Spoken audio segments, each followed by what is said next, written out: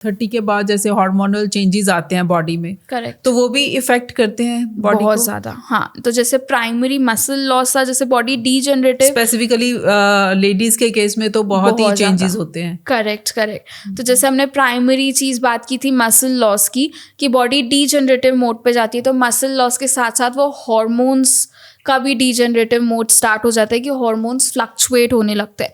तो कुछ हॉर्मोन्स होते हैं जो बहुत ज़्यादा अपना रोल प्ले करते हैं इस एज में आके, जिसकी वजह से वेट लॉस करना थोड़ा डिफिकल्ट हो जाता है, थोड़ा एक्स्ट्रा पुश की नीड होती है और सही डायरेक्शन की नीड होती है। तो सबसे पहले जो हार्मोन होता है वो इंसुलिन, धीरे धीरे बॉडी में इंसुलिन रेजिस्टेंस होने लगता है, जिसकी वजह से शुगर लेवल्स फ्लक्चुएट होते हैं एंड इसकी वजह से ही बेली फैट इंक्रीज होता है। तो बेली फैट इंक्रीज हो रहा है या ओवरऑल फैट परसेंटेज इंक्रीज हो रहा है। दूसरा जो हार्मोन है वो स्ट्रेस, जैसे हमने बात की कि इस एज में या इस फेज में अलग अलग रीजन के स्ट्रेस हो सकते हैं, काम को लेके, करियर को लेके, बच्चों को लेके, खुद की शादी या बच्चों की शादी को लेके। तो जो अलग अलग प्रकार के स्ट्रेस है, हर 2-3 साल में स्ट्रेस का रीजन बदल सकता है, बट स्ट्रेस तो रहेगा। तो रहेंगे। हाँ, तो वो अगर हमने वे नहीं ढूंढा कि स्ट्रेस से बाहर कैसे आना है या कोप कैसे करना है, तो स्ट्रेस की वजह से कॉर्टिसोल हार्मोन इंक्रीज होगा, और कॉर्टिसोल हार्मोन इंक्रीज होगा तो उससे हंगर हार्मोन इंक्रीज होगा और फैट परसेंटेज का स्टोरेज भी इंक्रीज होगा। तो सेकंड इज कॉर्टिसोल, पहला इंसुलिन। तीसरे नंबर पे आ जाता है थायराइड। थायराइड हार्मोन भी बहुत फ्लक्चुएट होता है, तो थायराइड हार्मोन की वजह से भी फैट का जो स्टोरेज है वो इंक्रीज हो जाता है, मेटाबॉलिज्म शिफ्ट हो जाता है। तो third is thyroid hormone and fourth is आपके रिप्रोडक्टिव सेक्स हार्मोन। तो फीमेल्स में ईस्ट्रोजन बहुत ज़्यादा इंपॉर्टेंट रोल प्ले करता है। ईस्ट्रोजन धीरे धीरे ड्रॉप होने लगता है एंड स्पेसिफिकली 45-50 के आसपास मेनोपॉज स्टार्ट होने लगता है, तो ईस्ट्रोजन और ड्रॉप होता है, तो फीमेल्स में और ज़्यादा डिफिकल्ट हो जाता है फैट लॉस करना। तो वो ईस्ट्रोजन और मेल्स में टेस्टोस्टेरोन वो भी धीरे धीरे डिक्लाइन मोड पे चला जाता है। तो उसकी वजह से जब टेस्टोस्टेरोन कम होता है तो साथ साथ में मसल को भी ड्रॉप कराता है एंड फैट परसेंटेज इंक्रीज होता है। तो ये मेजर 4 हॉर्मोन्स है जो बहुत इंपॉर्टेंट रोल प्ले करते हैं। अगर हमारी लाइफस्टाइल अच्छी है, अगर हमारा डाइट और वर्कआउट सही डायरेक्शन में है, तो हम ये सारी चीज़ों को होल्ड कर सकते हैं, स्लो कर सकते हैं। अगर नहीं है तो फिर ये बहुत तेज़ी रफ्तार से भागेंगे और हमारे बॉडी कॉम्पोजिशन को हिला देती हैं। अब तो खैर अवेयरनेस काफ़ी हो गई है इन चीज़ों को लेके। करेक्ट। मैं मतलब जा रही हूँ थोड़ा सा पीछे 20-30 साल पहले, तब आफ्टर 30 वेट बढ़ना एक ऐसे लगता था कि this is way of life, ये नॉर्मल है। मतलब कोई ये नहीं सोचता था कि वेट बढ़ रहा है, इसको रिड्यूस करना है या इस पे काम करना है, कोई भी नहीं करता था। हाँ, तो सब बढ़ते ही जाते थे। करेक्ट। हाँ, वो अवेयरनेस नहीं थी, लोगों को पता नहीं था। लोगों का माइंडसेट था कि हाँ 30-40 के बाद तो वेट बढ़ेगा ही बढ़ेगा। ये एक पैटर्न है, एक रूटीन है, एक कल्चर है सॉर्ट ऑफ, मान लो। तो वो चीज़ गलत है। अवेयरनेस अभी आ गई है तो विच इज़ गुड। अब उस अवेयरनेस का फ़ायदा उठाना है और अपने लाइफस्टाइल को सुधारना है।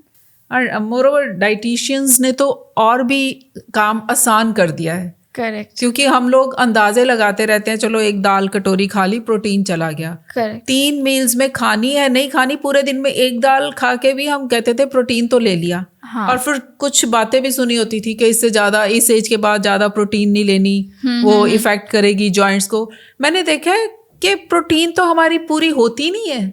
करेक्ट। हाँ, हम 30-40 ग्राम भी प्रोटीन नहीं ले पाते थे। मतलब जब तक मुझे भी इतना नहीं, मैं इस चीज में घुसी नहीं थी, मैंने नहीं स्टडी किया हुआ था, तब मैं भी सोचती थी हाँ मेरे घुटने ना खराब हो जाएं, बस इतना प्रोटीन बहुत है। इवन मैंने एग भी छोड़ दिया था कि मैंने नहीं एग लेना, मेरी क्योंकि I am with single kidney, तो मेरी कहीं किडनी ना खराब हो जाए। तो ये तो आप लोगों के साथ मिलके मेरे काफी सारे मिथ्स छूटे हैं, और थोड़ा सा मैंने जो इस पे स्टडी किया है, कोर्स किया है, तो उससे मुझे काफ़ी समझ आई। और मैंने फिर 2 साल बाद दोबारा एग शुरू किया, विच इज़ गुड। अब मैं सुबह 2 एग्स लेने हैं मैंने, और दोपहर को भी मैंने इंश्योर करना है कि मेरे प्रोटीन जा रहा है, रात को भी प्रोटीन जा रहा है। अब तो मुझे लगता है लोग डेफिशिएंट है इसमें, प्रोटीन में। हाँ, बहुत ज़्यादा। और लोग कार्ब्स करते रहते हैं, कार्ब्स छोड़ दो, कार्ब्स नहीं खाने, मीठा छोड़ दो, चीनी नहीं खानी, उसका चावल नहीं खाने। लेकिन कोई नहीं देखता कि प्रोटीन का भी कितना बड़ा रोल है। फैट्स छोड़ दो। हाँ। और जिन चीज़ों ने हमें एनर्जी देनी है, हम वो छोड़ते जा रहे हैं। करेक्ट। और कहीं पहुंच नहीं पाते। हाँ, वही गड़बड़ हो जाती है कि हमें चीज़ें पता नहीं, हम कंफ्यूज्ड है।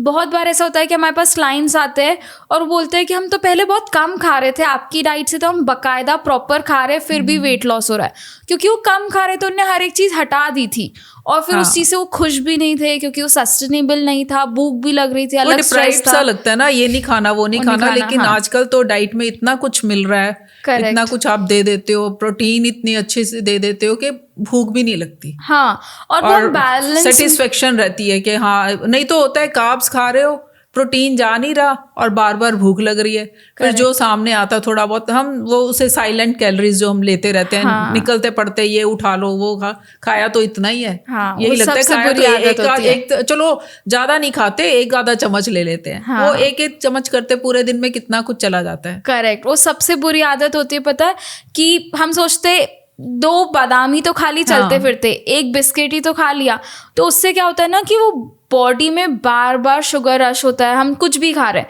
उसी से इस एज में इंसुलिन सेंसिटिविटी रेजिस्टेंस स्टार्ट हो जाता है। अब बार बार खा रहे हो, बार बार इंसुलिन को मेहनत करनी पड़ी और फिर उससे बॉडी एक डीठ पना जो आ जाता है ना, वो इंसुलिन रेजिस्टेंस जिसको हम बोलते हैं, कि आपकी बॉडी अब डीठ हो गई, अब वो बिल्कुल असर ही नहीं देगी क्योंकि आप बार बार इतना सारा खा रहे हो। तो वो सबसे बुरी आदत होती है कि चलते फिरते, क्योंकि आपकी बॉडी डिप्राइव्ड है, आपको लगेगा आप खा लो अब खा लो।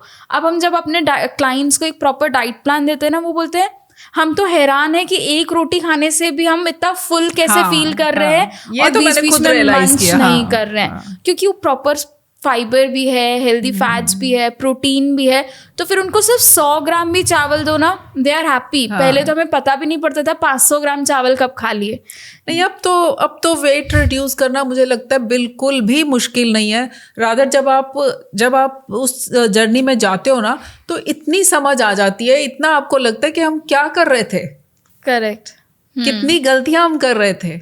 हाँ, जैसे वेट लॉस जर्नी में होते हैं तो इतना खाओ, और उसमें मुझे लगता है चबाने का भी बहुत रोल है। हाँ, जितना आप उसको चबा के खाते हो उतना टाइम ज़्यादा लगता है, और ब्रेन को सिग्नल पहुंचने में तब तक आप, कई बार तो होता है जैसे अगर हमने जल्दी खा लिया, एक निवाला यूं पकड़ा, दूसरा फिर तैयार, तो फिर होता है जल्दी से अंदर निकालो और खाओ। तो अगर जब आपको पता हो कि हमारे 32 दांत है, 32 बार चबाना है, उसको पेस्ट बनने तक चबाना है, आपको रोटी को 5 मिनट लग जाएंगे, करेक्ट, और दूसरी रोटी आते तक 10-15 मिनट, ऐसे तब तक ब्रेन को सिग्नल पहुंच जाते हैं और आपको तीसरी रोटी की जरूरत नहीं पड़ती। बिल्कुल 100% और जैसे मैं 2 रोटी खाती थी, कई बार अब जैसे होता है थोड़ा बहुत प्रोटीन अच्छा ले लिया, सब कुछ ले लिया, तो मेरी 1 रोटी से भी चल जाता है, सेटिस्फेक्शन हो जाती है। और 3-4 घंटे तक ऐसे नहीं होता जैसे 2 घंटे पर खाओ ही खाओ, इतना सेटिस्फाइड रहते हैं कि जबरदस्ती फिर होता है अब 4 घंटे का गैप आ गया, थोड़ा सा खा लो।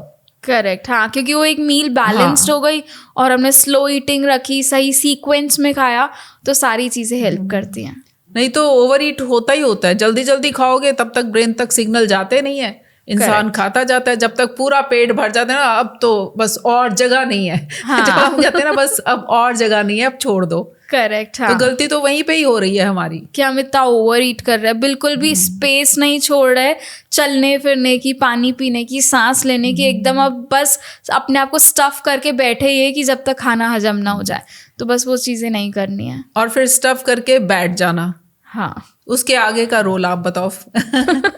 एक्टिविटी के बारे में क्या कहते हो? एक्टिविटी करना बहुत इम्पॉर्टेंट है, स्पेसिफिकली इस एज में आके। अगर अभी तक स्ट्रेंथ ट्रेनिंग स्टार्ट नहीं की है तो मेक श्योर आप स्ट्रेंथ ट्रेनिंग स्टार्ट करो, चाहे मेल है फीमेल है।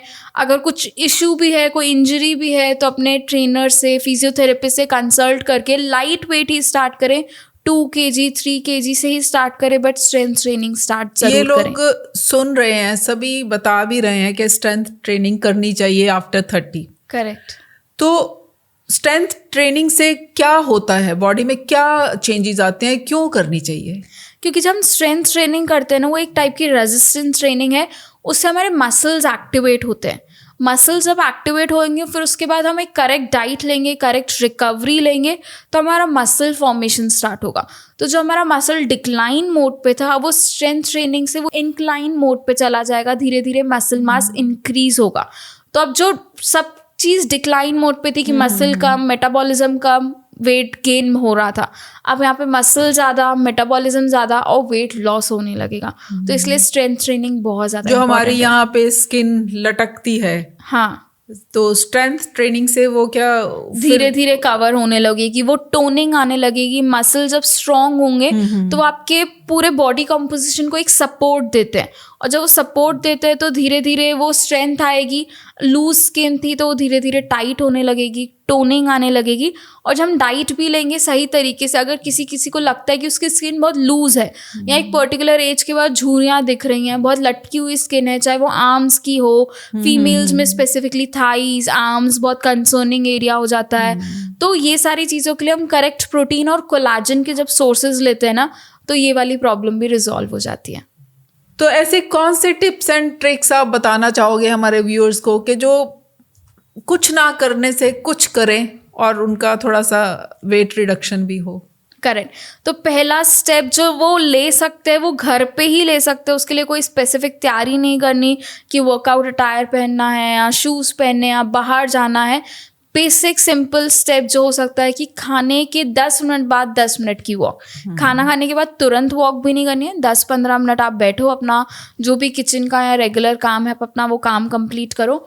उसके बाद फिर आप 10 से 15 मिनट रूम में, अपने लिविंग एरिया में, अपने छत पे, बालकनी में, जो जैसी प्लेस अवेलेबल है आप सिंपल वॉक करो। जैसे हो, जिन कपड़ों में हो, स्लीपर्स में हो, शूज़ में हो, जैसे हो। कंफर्टेबल फुटवेयर्स पहन सकते हो तो अमेजिंग, नहीं तो बेयर फुट भी आप वॉक कर सकते हो, सबसे बेस्ट चीज़ है। बट टाइमर लगा के कि हाँ मैंने 10 मिनट का टाइमर सेट किया या 15 मिनट का टाइमर सेट किया है, अब मुझे और किसी चीज़ पे फोकस नहीं करना, मेरा फोकस सिर्फ वॉक होना चाहिए। तो अगर हम हर मील के बाद 10-10 या 15-15 मिनट की भी वॉक करते हैं ना, तो दिन के 30-45 मिनट तो हमारी इजीली वहीं पे वॉक हो जाती है। तो वो पहला स्टेप है, एटलीस्ट हम यहाँ से जो स्टार्ट कर ही सकते हैं। हाँ, मैं अपनी बात शेयर करती हूँ कि मैंने अपने वेट को कैसे मैनेज रखा।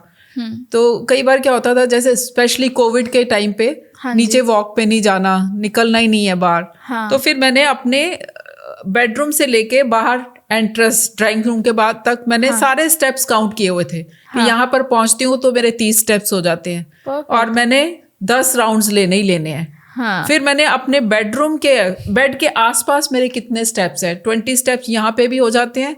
तो मैंने साथ साथ सीरियल देखना है डिनर के बाद, साथ साथ मैंने अपने स्टेप्स लेते जाना है। करेक्ट। और नहीं तो सीढ़ियाँ, जैसे एक फ्लोर से, अपार्टमेंट में हम रहते थे, एक फ्लोर से नेक्स्ट फ्लोर तक जाने के लिए 15 सीढ़ियाँ है, तो मैंने उसको 5 बार चढ़ना, 5 बार उतरना, नीचे नहीं जाना। कई बार मन भी नहीं होता, तब तो कोविड था, कई बार मन ही नहीं होता कि अब स्पेशली नीचे उतरो, तैयार हो, जाना है, छोड़ो। करेक्ट। तो मैं यही कहती, मैंने तब एक रील भी बनाई थी कि अगर आप अपार्टमेंट में रहते हो तो आप इस तरह से 5 बार सीढ़ी चढ़ो, 5 बार उतरो, तो आपने 750 सीढ़ी चढ़ ली, उतर ली। करेक्ट। हाँ, जरूरी नहीं है कि आप 5 बार ही करो। स्टार्ट में आप चाहे 1 बार करो, फिर 2 बार, करते करते जितना आपकी बॉडी अलाउ करती है बढ़ाते जाओ। बिल्कुल। तो ऐसे मेरे सारे स्टेप्स, अब भी मैंने यहाँ पे भी सारे स्टेप्स काउंट किए हुए हैं कि मैं एक जैसे आदत ही हो जाती है ना कि इतने स्टेप्स हैं, इतने राउंड्स मैंने लेने हैं। Correct correct. तो ये मुझे लगता है छोटी छोटी चीजें बहुत ही हेल्पफुल होती हैं। लगता है हमें क्या किया,